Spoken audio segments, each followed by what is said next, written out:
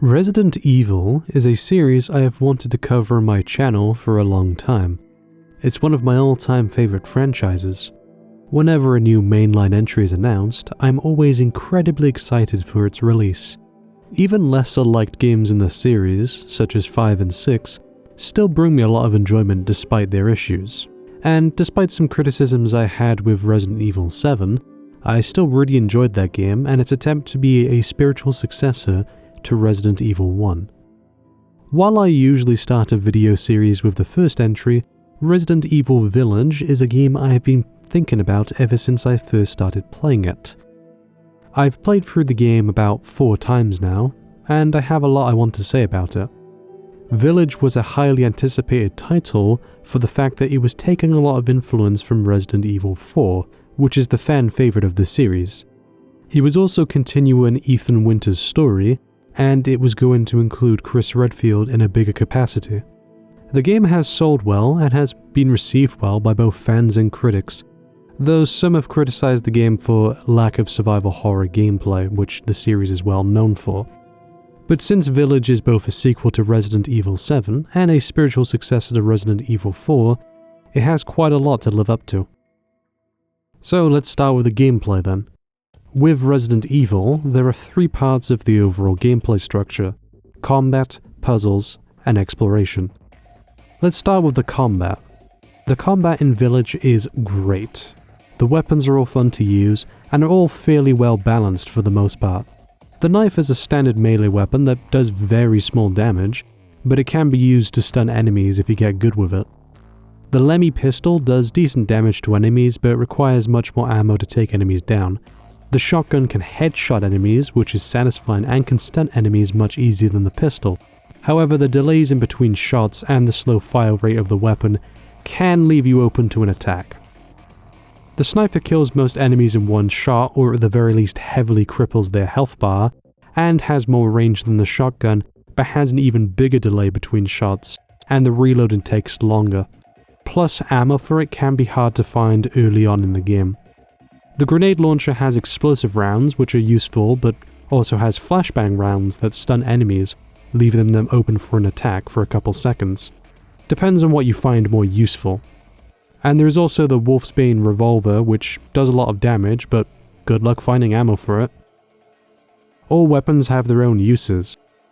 The shooting feels really satisfying as enemies show clear signs of damage every time you hit them. There are also pipe bombs and mines which can be used to disable or kill certain enemies and lay traps. So you can do some forward planning in this game. There are other types of weapons such as the M1911 pistol, which for the most part works the same as the Lemmy. I didn't notice a big difference. However, the tactical shotgun and the SDG-12 shotgun both increase the rate of fire and damage quite a bit from the base shotgun.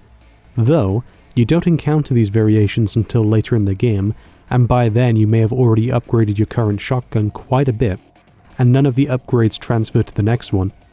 So it's your choice to get rid of the current upgraded weapon, which may be better than the new weapon, or stick with the current one for safety.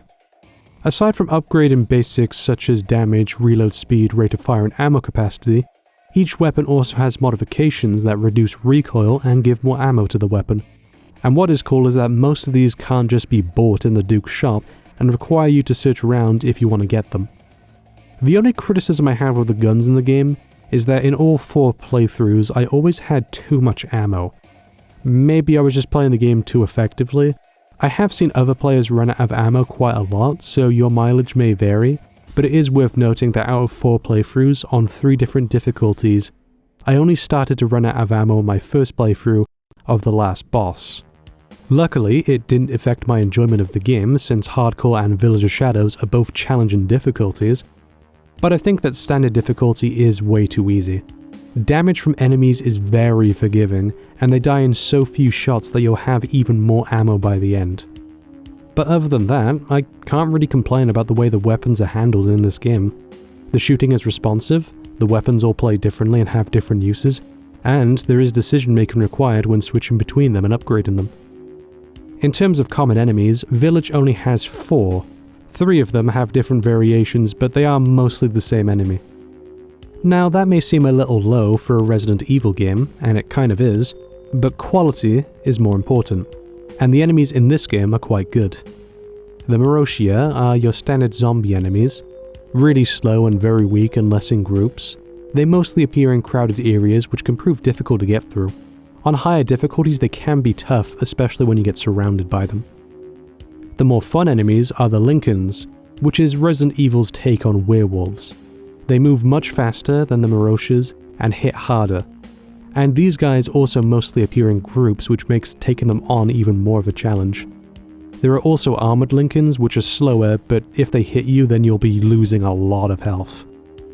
The Vasulik also appears as a mini-boss sometimes in the game. He can charge a position very fast and do a lot of damage, but all of his attacks are very well telegraphed and can be dodged completely in some instances.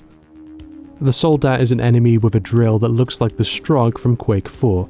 He's slow but hits hard and has a weak point with his core. You don't have to shoot the weak point to kill him, but it does so much more damage that it's the best option. However, he does protect it when he isn't fighting you. So the best options are to either set up mines and damage him that way, flashbang him and shoot it whilst he's stunned, use a pipe bomb and disable him, or get closer to him where he will then try and attack you, leaving the weak point open. Very fun enemy with a lot of cool ways to fight him, and there are variations of the Soldat that make fighting him even more challenging. Great enemy overall. So despite only having 4 enemy types, they're all great and work well with the combat mechanics. Do I think there could have been more enemies? Yes, but what we got is great, so I'm happy with it. Also, a nice inclusion is that you can now shoot whilst guarding with handguns. Unfortunately, the bosses aren't as fun. The Dimitrescu daughters just require you to activate a part of the room that allows the cold air in, thus weakening them. All 3 encounters play out the same way, so it's pretty much just a boss that gets reused 2 extra times. Mechanically, she just plays like a tougher common enemy that you shoot until she's dead. She doesn't have that many attacks that encourage different ways to play the boss. Lady Dimitrescu herself is worse. All you do is attack her whilst moving backwards, and her attacks are so easy to dodge that in all 4 of my playthroughs, I was only hit once by this boss in my Village of Shadows playthrough. She's even weaker when exploring the castle since her attacks won't reach you most of the time, and you can outrun her. Plus there's some areas where her AI just won't follow you. So, I wouldn't say this is a good boss. Donna Beneviento just requires you to run around the house until you find the Angie doll and then press a button, do it 3 times and you're done. Moreau is pretty good. He has a good variety of attacks such as smacking you at close range and puking on you at long range, as well as acid rain which encourages you to find cover. He can also put up these acid walls which you need to break through and slow you down. He can be a bit spongy, but he has enough variety of attacks to make moving around the area and attacking him interesting. Urias is cool. He does slow and charged attacks that deal heavy damage, but all of them can be dodged. However, in order to dodge them, you usually have to get closer to him, which can put you in harm's way. You can just guard to be safe, but if you want to be more risky, then you can avoid all damage. There's this guy who has a propeller stuck to his face and will charge your position with it. You can shoot his feet, but the weak point on his back does more damage. You can lay down mines and encourage him to charge into you, and the more he runs around, the more he opens up the area. He does also get faster and shoot fire as the fight goes on, which makes him harder. But there are fun ways to counter him with explosives and flashbangs. He's a good boss. Heisenberg's fight is boring. You just keep shooting the weak points until he's dead. The setting is cool. I love the idea of using this machine with chainsaws and cannons, but mechanically the boss fight sucks. The final boss, Miranda, is pretty good. She has different stages with different attacks that you'll need to get used to, and her attacks do a lot of damage. My only critique is that I wish she attacked more frequently, as it sometimes feels as if she isn't attacking me enough. But overall, she has good variety, and is a pretty strong boss to close the game on. So out of 8 boss fights, this game has 4 good ones and 1 decent boss that gets repeated 2 times. I wouldn't say any of the boss fights in this game are bad, but some are just underwhelming and easy, with not much to them. But the good ones are quite good, and I always look forward to fighting them again on each playthrough. So combat-wise, Resident Evil Village is pretty damn solid. All the guns are fun to use and have unique purposes, the common enemies all provide different challenges, and there are some fun bosses as well. The combat is the best part of this game. What about the puzzles though? Well, they suck in this game. Most of them I can't even call puzzles because they're so brain dead in the way you solve them. The first one just requires you to take 2 pieces of a gate and then align them with the engravings. Then the next one, you take a fire pit and move it to the other 2 to light those fire pits to open a door. The next one has a poem puzzle in which you need to align statues in the way that lines up with the poem, which is pretty easy. Then there's this one where it says, ring the 5 bells of this chamber. Okay. 1, 2, 3, 4, and hang on. That one isn't in this chamber. That's cheating.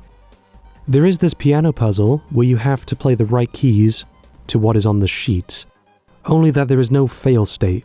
You can mess up as many times as you want and you'll still get it. A blind person could solve this. Outside the castle, there is a workshop puzzle which isn't even a puzzle. You take apart a doll and it will give you an item that takes you to a room and gives you another item, which then takes you to another room. There is this wedding music box in which you need to align the order, but all you have to do is align the scratches on the box, which isn't hard. Then there is this puzzle where you need to align the film reel in the correct order, but the developers decided it was a good idea to put the solution right next to the puzzle. This section can be scary due to the atmosphere and, this thing though.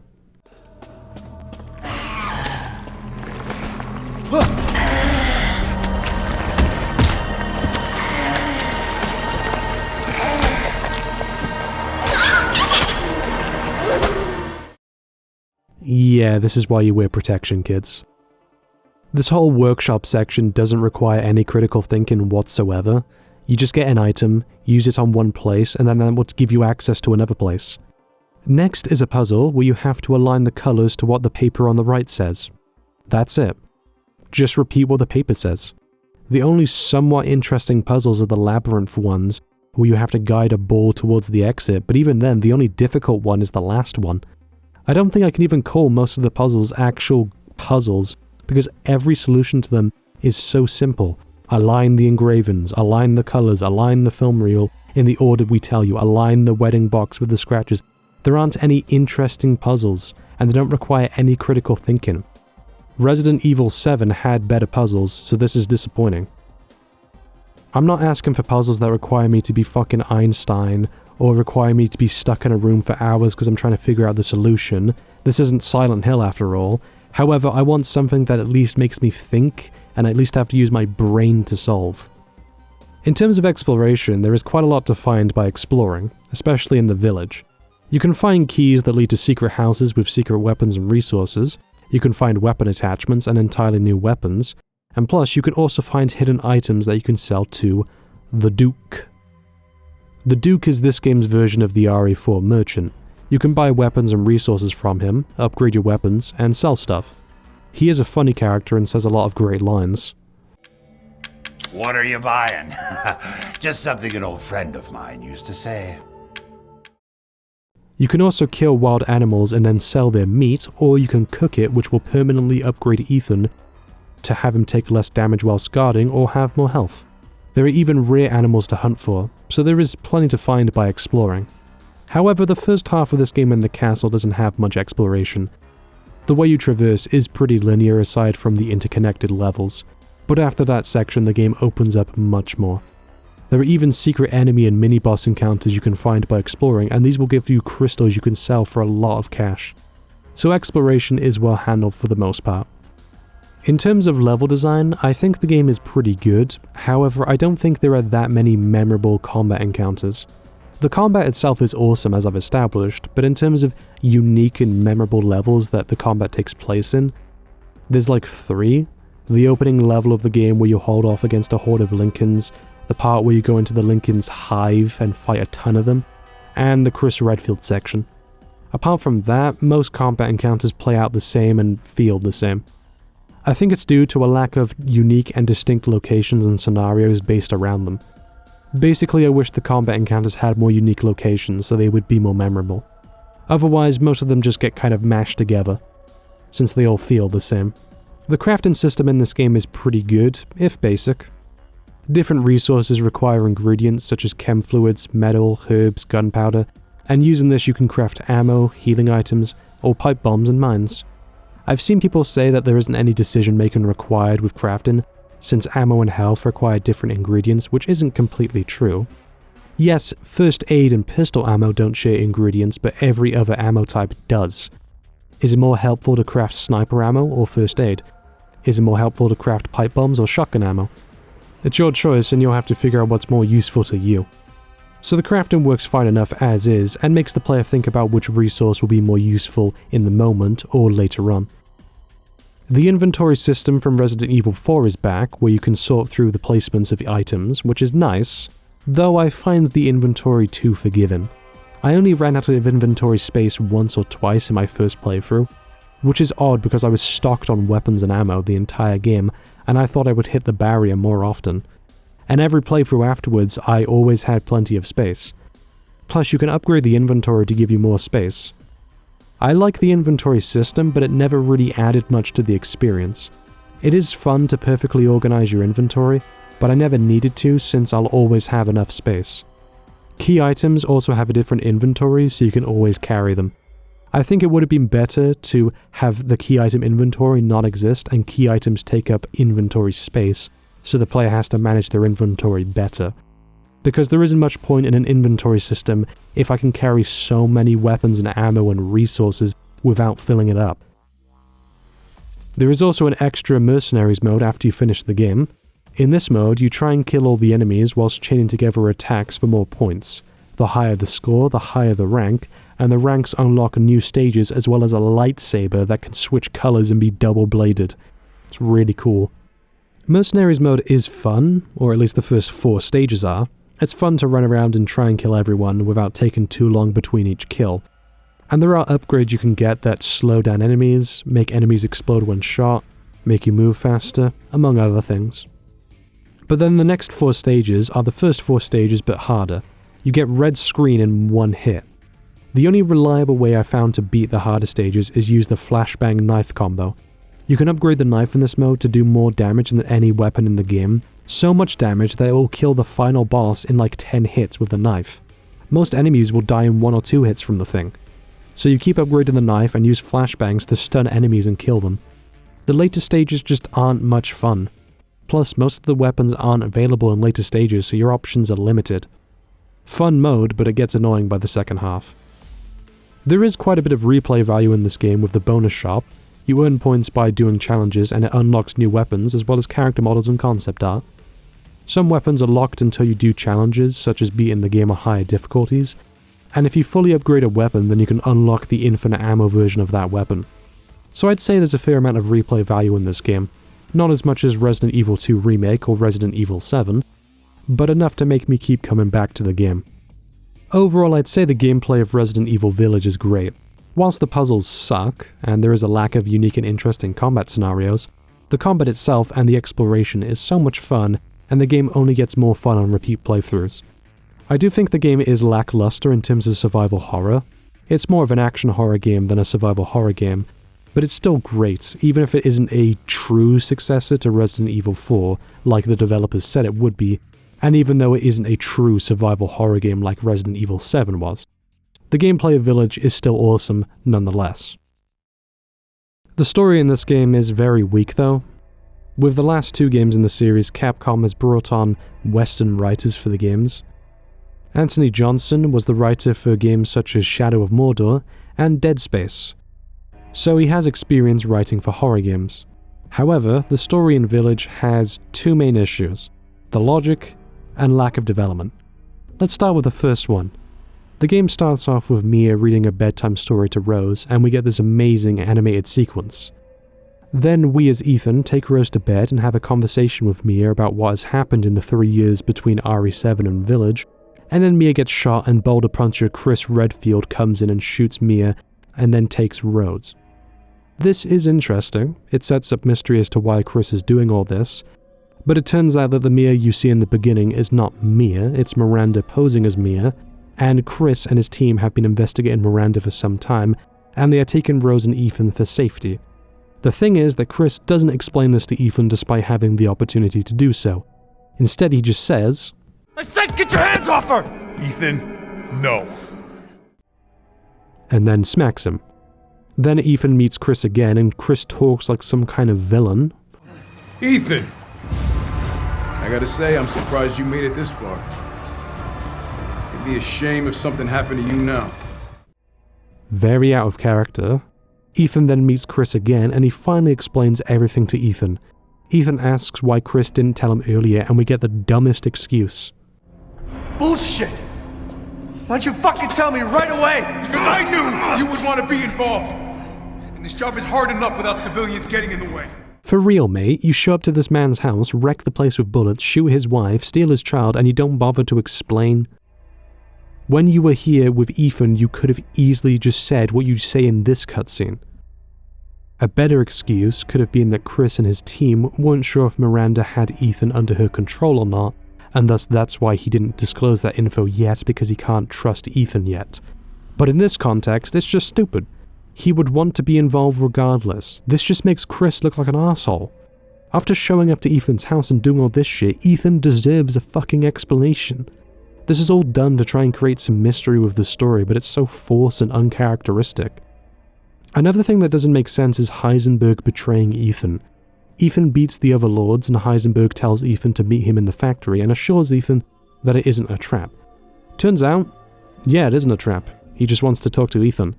He says that he didn't want to become involved with Miranda and that both of them should team up and use Rose to kill Miranda, since Rose has special powers. Ethan refuses to use his daughter as a weapon, and then Heisenberg throws Ethan down a hole of death.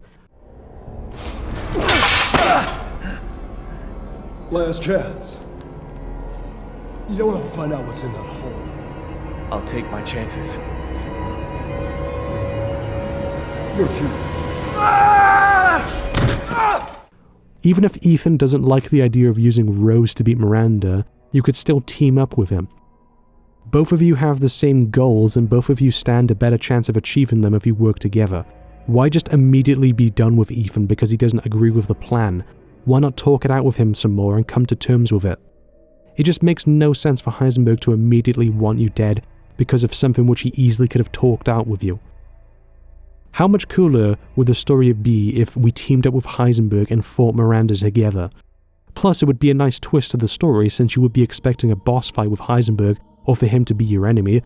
But no, it actually turns out he just wants to help you help him. That would make him a more interesting character and make the story as a whole more interesting, and it would also make more sense.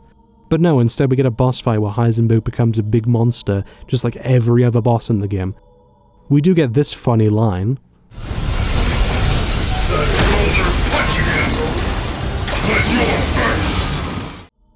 But it's still a disappointing conclusion for a character like Heisenberg.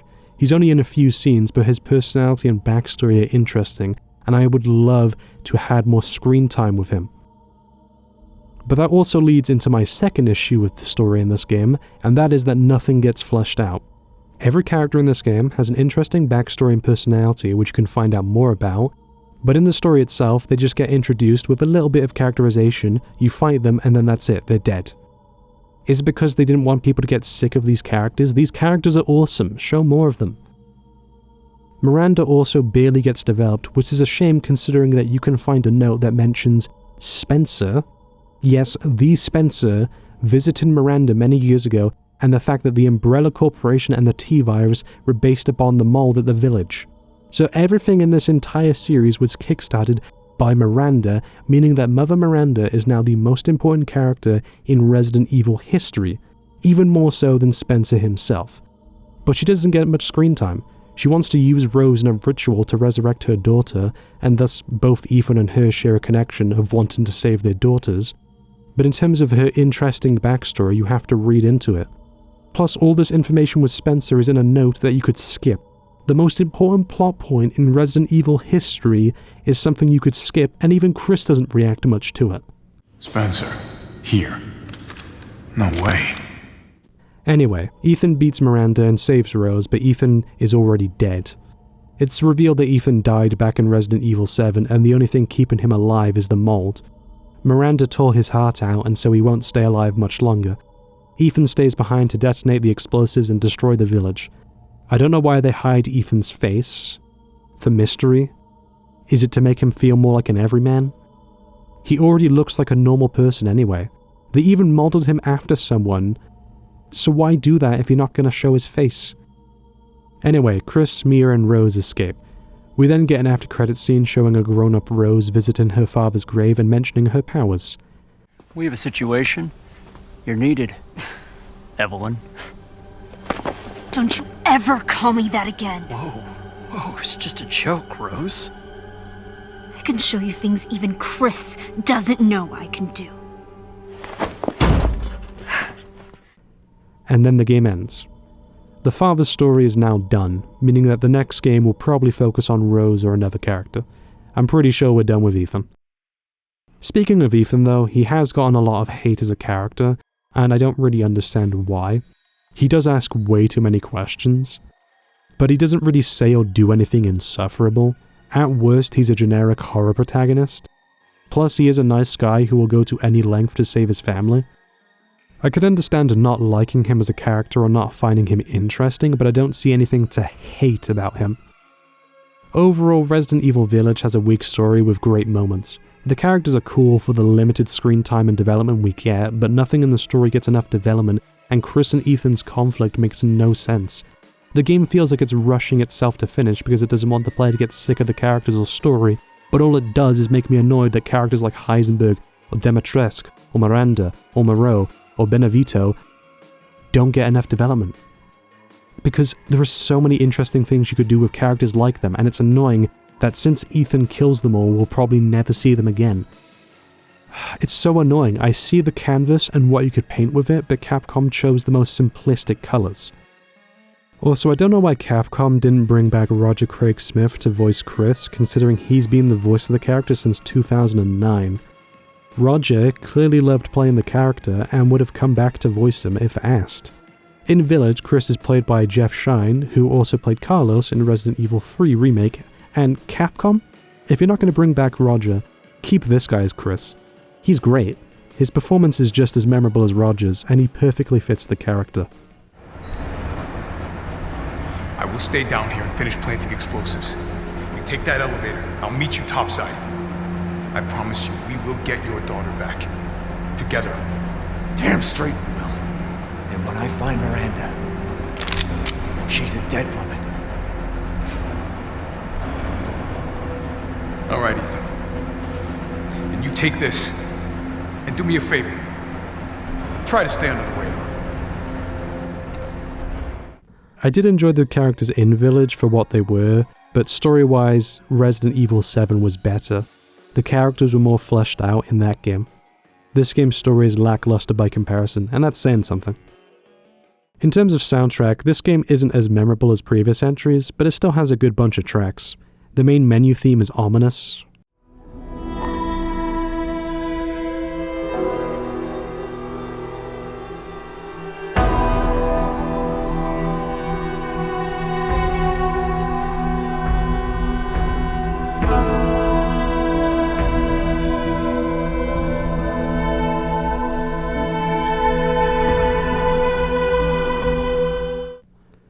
The theme that plays when you're being overwhelmed at the beginning overwhelms you with dread.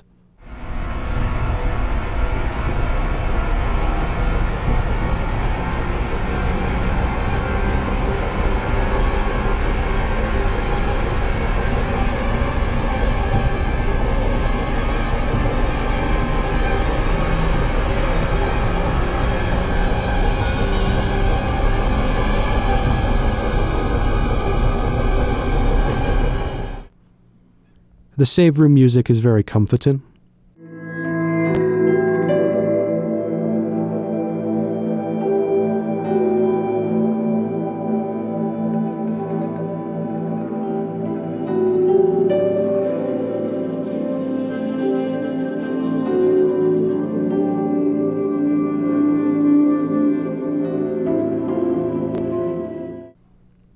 Heisenberg's boss theme is intense as hell.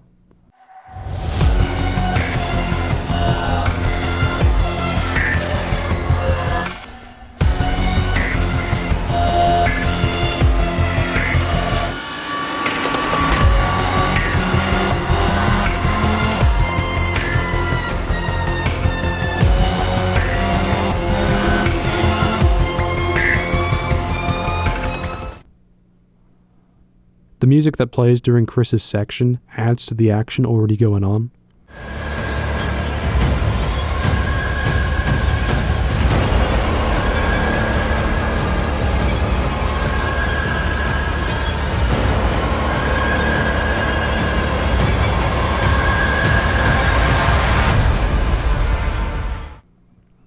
And the ending theme, Yearning for Dark Shadows, gives an uneasy feeling to the conclusion of the game.